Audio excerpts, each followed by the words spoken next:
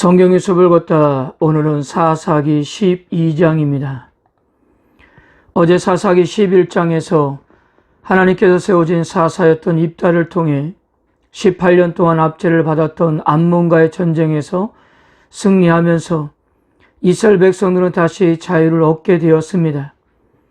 이렇게 외부적으로는 큰 승리를 이루었지만 그런데 새로운 위기가 찾아왔는데요. 이번에 상대해야 할 적은 이방인이 아니라 동족이었던 것입니다. 자, 우리는 이 계기로 현재 이스라엘 공동체에서 각 지파들 간의 관계가 얼마나 흔들리고 있고 분열하고 있는지를 알 수가 있는 것입니다. 기드온을 시작으로 이스라엘의 영성이 점점 부패하는 것처럼 이스라엘의 내부의 정치와 사회 구조도 점점 허물어지고 있었습니다. 암몬과의 전쟁이 끝나자 에브라임 사람들이 몰려왔습니다. 이번 내전으로 에브라임 사람 42,000명이 죽은 것으로 보아 이미 에브라임 사람들은 입다와 싸우기 위해서 만반의 준비를 하고 왔던 것으로 보여집니다. 우리가 이미 사사기 8장에서 보았던 대로 에브라임 사람들은 전쟁에 참여하지 않았다가 전쟁이 끝나면 찾아와서 자신들의 몫을 챙겼던 사람으로 유명했습니다. 기드온이 300명의 군사들과 미디안 연합군과의 승리에서도 처음부터 자신들을 부르지 않았던 이유로 강력하게 항의했었습니다. 이때 기드온은 그들이 마지막으로 했던 성과를 높이 평가해 주면서 그들의 마음을 풀어주었습니다.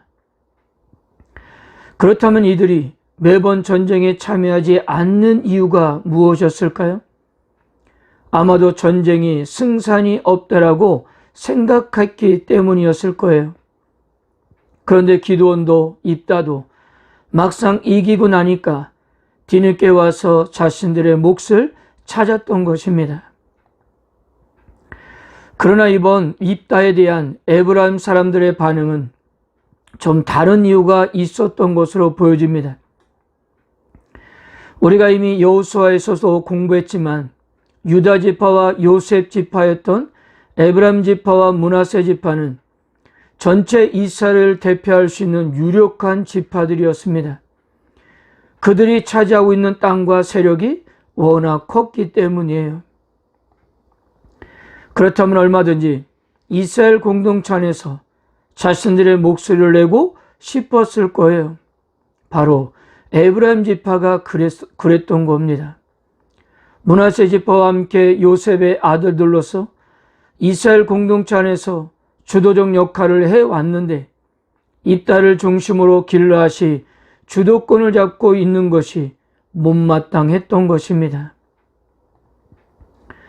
무엇보다도 에브라임 지파 사람들은 길르앗 사람들을 기본적으로 무시하고 있었습니다.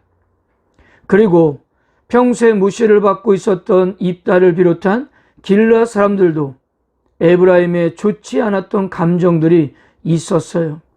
4절입니다.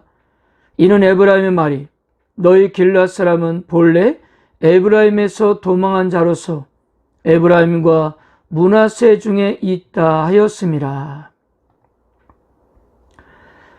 입다는 암몬과의 전쟁에서 승리를 했지만 마냥 기뻐할 수는 없었습니다. 자신의 경솔한 손으로 사랑하는 외동딸을 하나님께 드려서 평생 처녀로 살게 했기 때문이에요.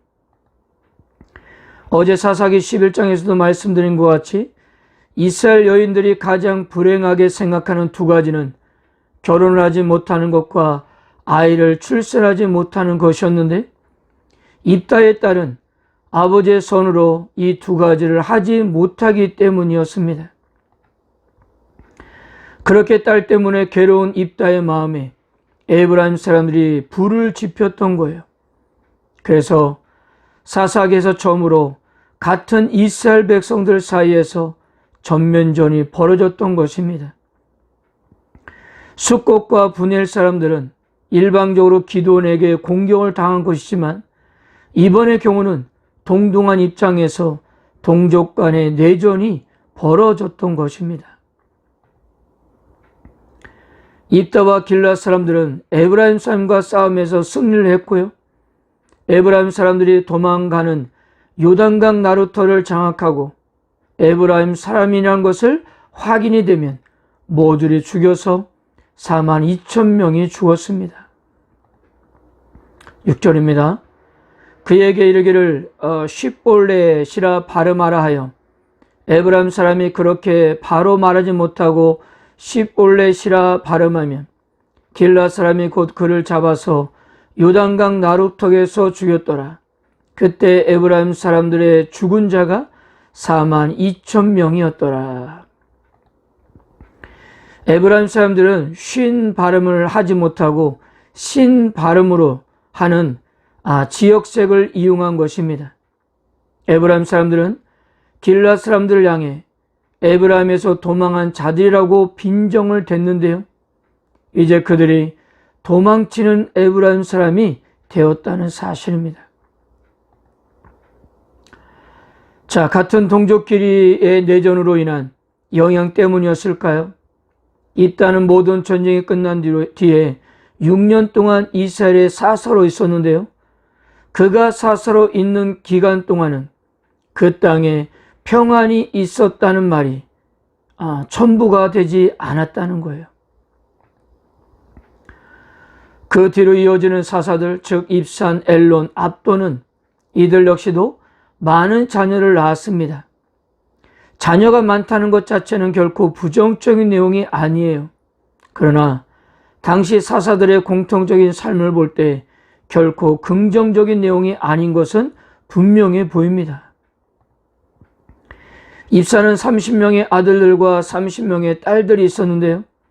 딸들을 밖으로 시집 보냈고 아들들은 밖에서 며느리들을 데리고 왔습니다. 그런데 이 밖에서란 말을 학자들은 다양하게 해석을 했어요. 가문 밖에서 또는 지파 밖에서 그렇게 해석하기도 했고요. 이 밖으로를 이스라엘 공동체 밖에서도 밖으로도 해석하기도 했습니다. 또는 압돈의 경우도 사사 야일처럼 자신의 권력을 이용해서 개인의 유익을 위해서만 살았던 것입니다. 성경 기자는 이 세 명의 사사를 결코 긍정적으로 평가하지 않으면서 사사시대가 어디까지 추락하고 있는지를 보여주고 있습니다. 그 추락의 절정은 삼손의 시대에 가서 확인하게 될 것입니다. 사랑하는 성도 여러분, 세상도 그렇고 교회 안에서도 그렇고 가정에서도 사람들은 주도권의 싸움을 하고 있습니다. 자신의 이름과 목소리를 내려고 하고 있어요. 근데 우리가 지금까지 사사기를 공부해오면서 사람들의 목소리가 커질 때면 언제든 이스라엘 공동체는 심하게 분열하게 되었다는 사실입니다. 그리고 그렇게 사람들의 목소리들이 점점 커지는 상황에서 이스라엘 공동체는 아주 큰 혼란을 겪었던 거예요. 이스라엘 공동체 안에서는 사람들의 목소리가 아닌 하나님의 말씀과 뜻이 더 크게 들리는 상황이 되어야 했습니다. 그것이 바로 사회 안에서 안정과 평안을 유지하는 비결이었기 때문이었습니다.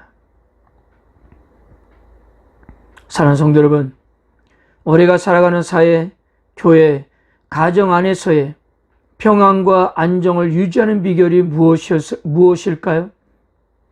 이건 역시도 사람의 목소리가 아닌 하나님의 말씀과 뜻을 들을 수 있을 때 가능하다는 사실입니다.